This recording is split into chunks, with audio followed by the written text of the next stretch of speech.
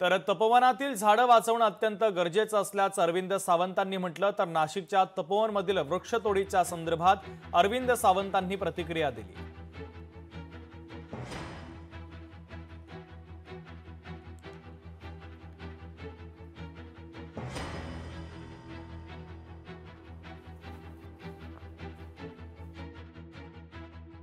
शंभर टक्के आम्ही उतरूच, कारण आता ह्यांचा भयानक सुरू आहे. तुम्ही पहा अजूनही आणखीन काही गोष्टी त्या मायनिंगसाठी. एक आहे मणिपूरवर प्रकरण आहे ना, ते कालांतराने कळेल तुम्हाला. ते मायनिंगसाठी जे काही सुरू आहे आता, लाखो झाडं तोडण्याच्या परवानगी दिल्या जात आहेत आणि मायनिंग कोणाच्या सांगण्याची गरज नाही आहे. मग मला सांगा ना, तुम्ही काय पर्यावरणाचा ऱ्हास करताय की पर्यावरण वाढवताय? लोकशाही मराठी ऐका, पहा, जागरूक रहा.